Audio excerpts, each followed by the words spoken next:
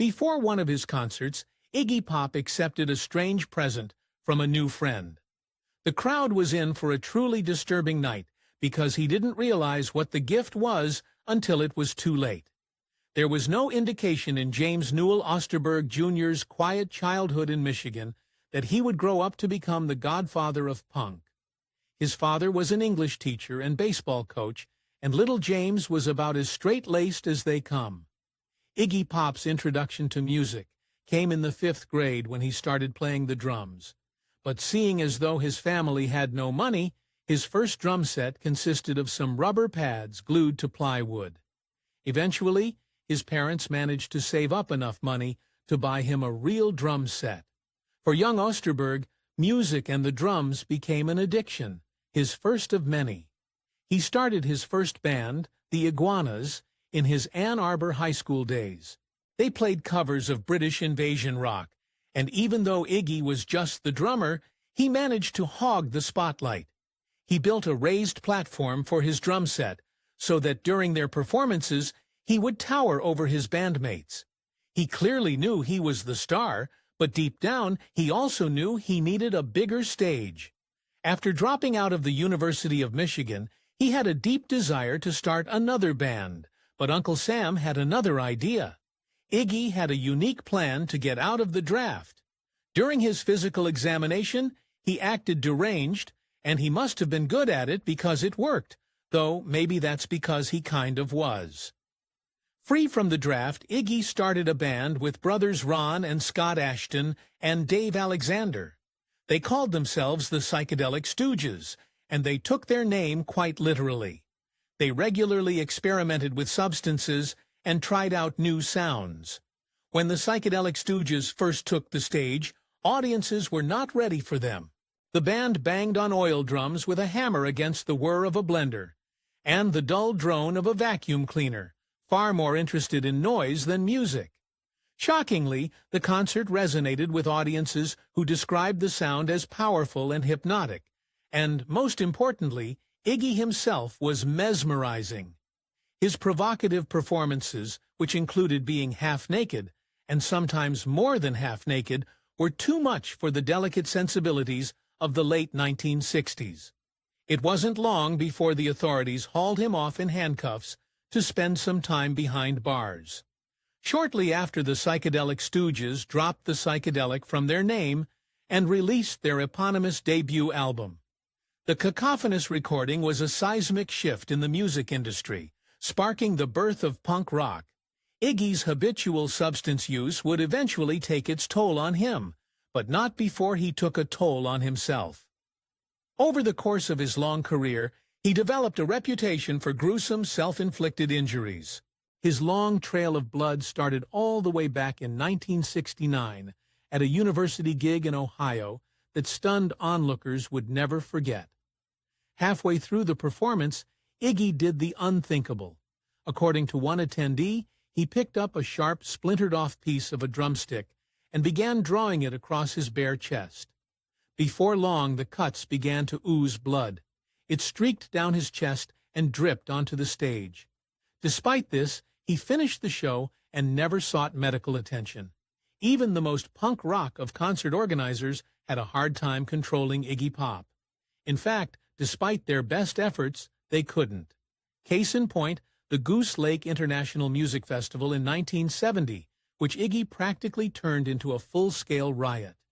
The organizers wanted the Stooges to perform at their event, but they wanted Iggy to tone down his usual theatrics. One of the conditions they gave him was a strict no-stage diving rule. Not wanting to back out and disappoint his fans, he agreed not to leap into the crowd. But they didn't say anything about the crowd leaping onto the stage. In an effort to enforce their no-stage diving rule, the Goose Lake International Music Festival organizers went to great lengths. They placed security personnel all along the edge of the stage and even built a wooden fence between the stage and crowd. Frustrated with the divisions between himself and his audience, Iggy began chanting, "Tear it down." The already restless crowd took his encouragement as the excuse they needed and began ripping away at the planks of wood that made up the fence. Unfortunately, not all of Iggy's bandmates had his steely nerves. In the ensuing chaos with an out-of-control crowd, the band's bassist Dave Alexander lost his nerve. As Iggy embraced the mayhem and kept performing, Alexander fumbled with his guitar and fell off beat. The mishap infuriated Iggy, and even though he had started the riot, he fired Alexander after the show. The Stooges followed up the Goose Lake fiasco with a legendary appearance at Unganos in New York. At the start of the performance, Iggy slinked up to the microphone, and just as he was about to start singing, projectile vomited all over the stage. And that was just the warm-up. Not only did he continue his set, he upped the ante. Never shy about his body midway through the performance, he made his way over to one of the amplifiers, unbuckled his pants, and so began a tradition of getting his junk out on stage. Iggy's penchant for regurgitating on stage became a fan favorite. For example, Andy Warhol, superstar Jerry Miller, who had attended his Unganos set, demanded an encore of his puke performance at the Electric Circus the following year. When she shouted out, "Let's see you puke," Iggy was only too happy to oblige. He walked right over and vomited all over her. Well, she did ask.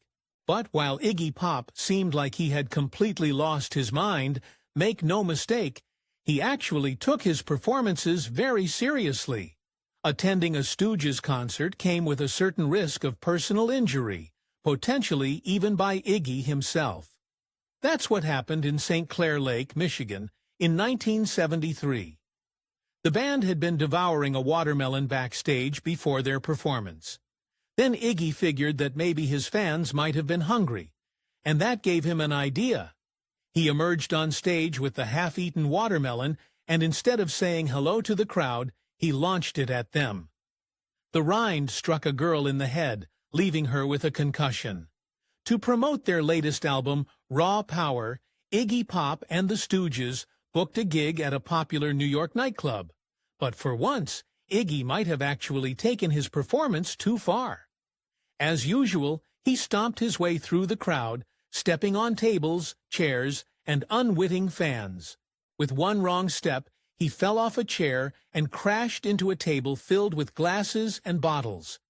He popped back up without missing a beat, and the crowd cried out in horror. He was bleeding profusely from massive open gashes. Some onlookers tried to stop him to no avail. He spent the rest of his setup on stage, flinging his body around and spraying the audience with his blood. After trying to close up his wounds with tape, Iggy's good friend Alice Cooper eventually managed to convince him to go to the hospital. Doctors in the ER stitched him up, but if he was going to get better, he was going to need a lot more than just stitches. With his substance use spiraling out of control, Iggy became paranoid and detached from reality. So when a gorilla surprised him on stage at a 1974 concert in Atlanta, he freaked out. The singer later recalled, "I was like, oh my God, what can I do? I couldn't fight him. I could barely stand." Thankfully, he wasn't in any real danger. It was just Elton John in a gorilla suit. As the original punk rocker, Iggy had no shortage of groupies, including the world's most famous groupie, Sable Starr. He met the famous party girl early on in his career when he started performing in Los Angeles. She was the ringleader of what the media had dubbed the baby groupies. They were precocious and provocative underage girls that sought out the most famous rock stars from David Bowie to Mick Jagger. Iggy's relationship with Starr clearly crossed a line, but in the rock and roll atmosphere of the 1970s, he managed to escape the consequences of his actions. It was only decades later in the lyrics to his song Look Away that he confessed to sleeping with her when she was 13 and he was 23. Given his history of both on-stage and off-stage antics, it would have taken a patient woman to wrangle Iggy Pop. His first wife, Wendy Weisberg, had given up after just 2 weeks. The Japanese actress, Tsuchiya Sano, managed to make an honest man out of him for 15 years before she threw in the towel. In 1999, just as he was finalizing his divorce, he met Nina Alou, who was then working as an air hostess, and swept her off her feet. Finally, it seemed Iggy found a woman who could handle his punk rock heat. After almost 10 years of living together, the couple finally made their relationship official and got married.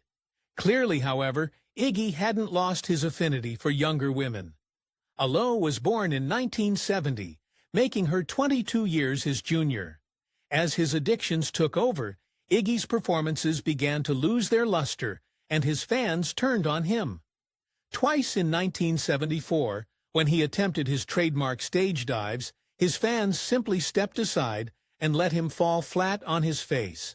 It was beginning to look like he had hit rock bottom, and there was no telling what he would do next. Iggy briefly dated the model B.B. Buell, who had some frightening stories about his off-stage antics. When she came home one day, she found him passed out in the bathtub with her 2 dogs. When he woke up several hours later, he explained that he and the dogs had simply split a bottle of Valium. Normal. Believe it or not, B.B. Buell managed to be a bad influence on Iggy Pop.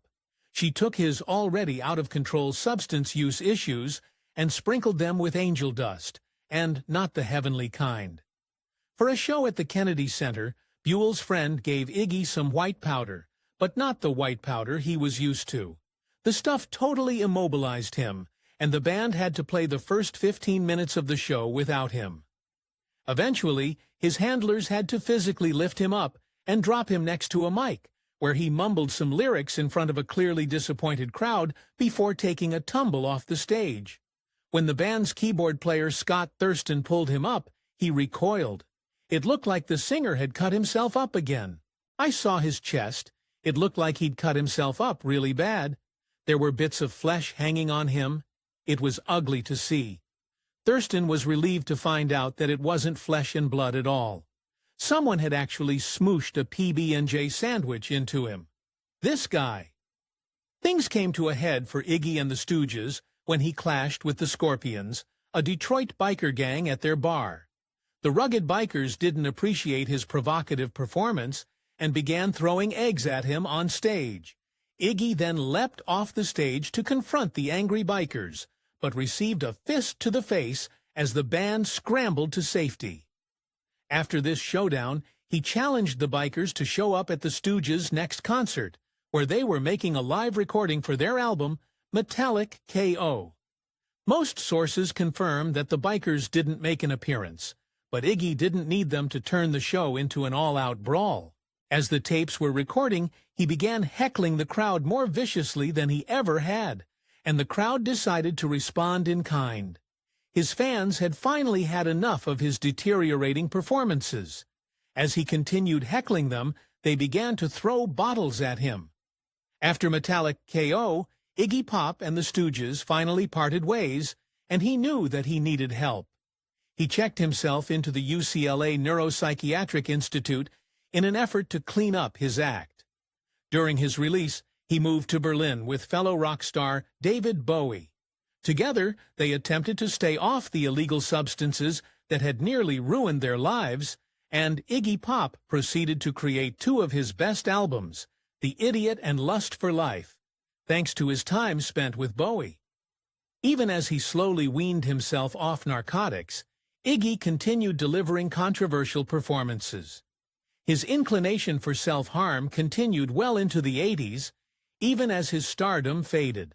Fellow musician Bryan Adams recalled a concert performance in Brooklyn, in which Iggy smashed himself in the face with his microphone.